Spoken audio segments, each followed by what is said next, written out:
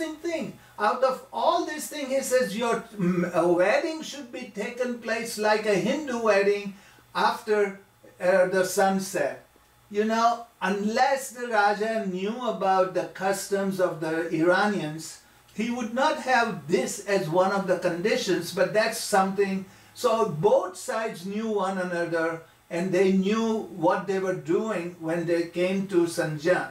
Anyway, the beautiful book, I am on slide number 15. Then now, slide number 15 shows the two books. One on the left is a very interesting new book on Qisse Sanjan and what happened to the people who came to Gujarat, written by two very well-known, learned women, Mani Kamrekar and Sunnu Dhanjisha.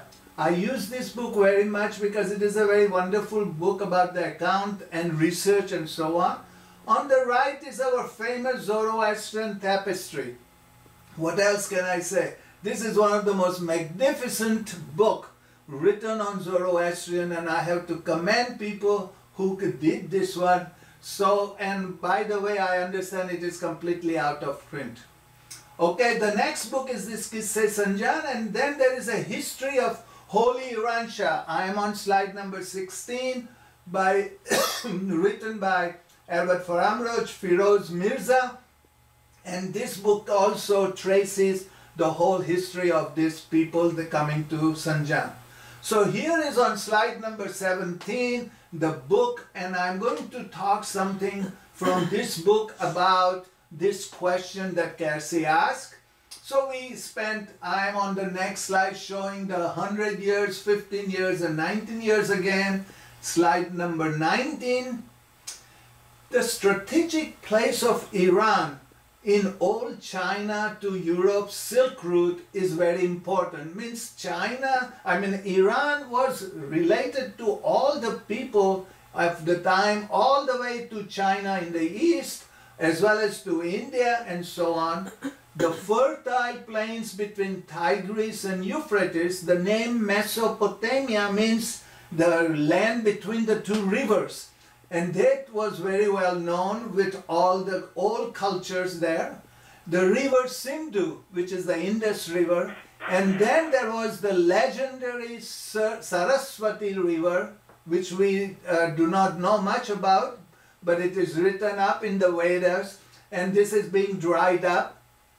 And the context between Iran and India goes back to ancient times and close cultural relationships with Mesopotamian aborigines. So these people did have quite a bit of contact with one another. I am on slide number 20 showing how Iran was situated strategically on the European Silk Route.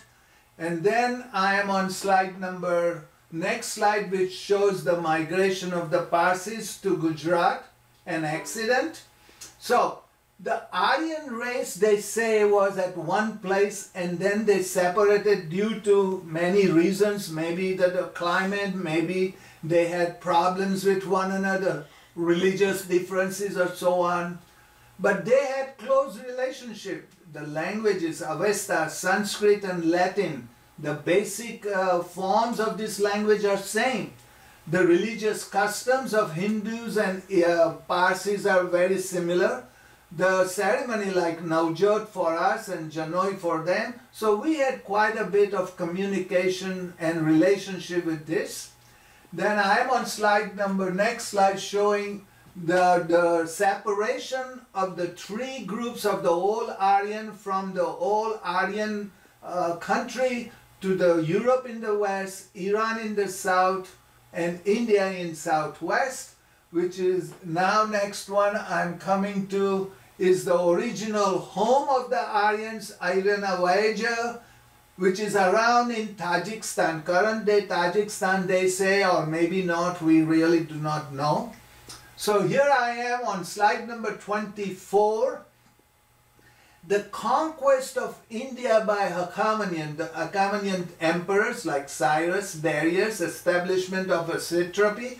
In fact, in Persepolis, when you see all these 26 nations coming to greet Darius I, the emperor, at the Nowruz ceremony, one of the delegation was also from India.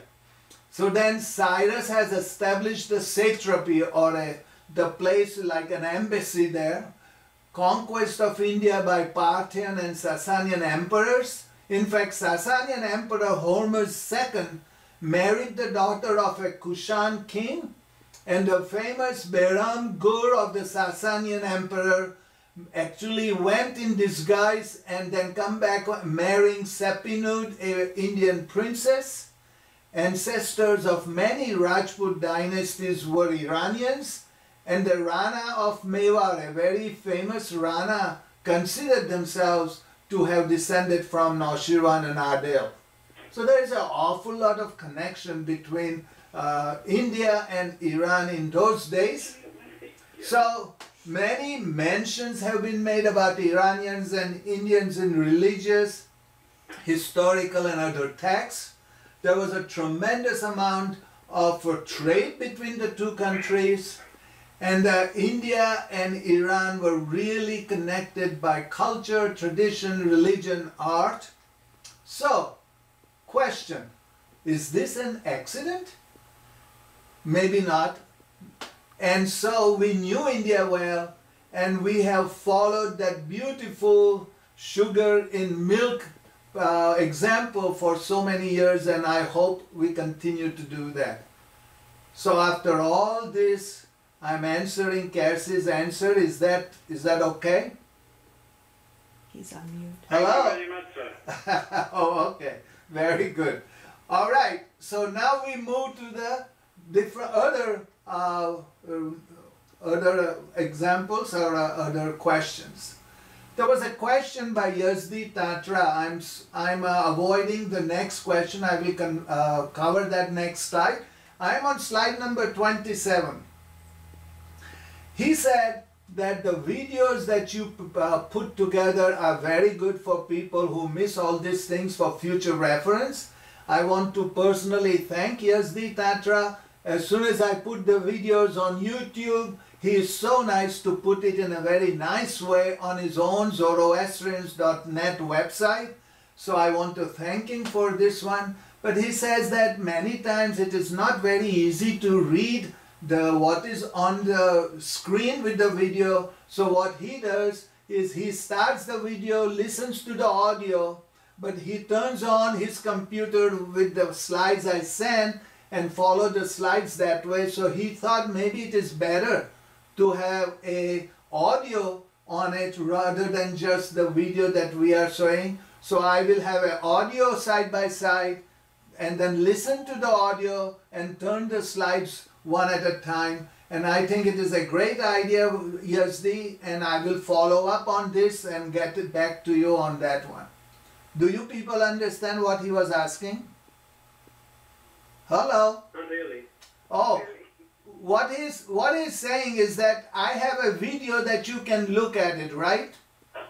The video has the slides as well as what I'm speaking. At the same time. But the slides are not very easy to see sometimes because, you know, it is very difficult for my little camera to do that. So what he was saying is start the video, but look at the slides on the PDF file that I'm sending it to you. This way you get benefit of both. So what we are going to do is to separate audio and put it on a separate file, and then you can listen to the audio and look at the slides. Okay. Okay? Makes sense. Very good. Okay, next one. This is a combined three people's question. I'm combining into one.